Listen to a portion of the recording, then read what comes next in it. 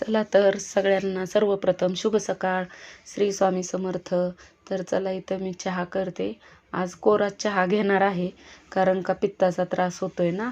आता होईल तेवढा कोरा चहा घेणार आहे. आणि आता इथं माझा चहा झाला आहे. चहा घेते आणि या मग सगळ्यांनी चहा घ्यायला. चहा झाल्यानंतर मी एक गोष्ट सांगणार आहे की ज्यांना पित्त आहे ना त्यांनी मेथीची भाजी टाळा. चला या चहा घ्यायला. आणि हे माझं छोटंसं किचन आहे.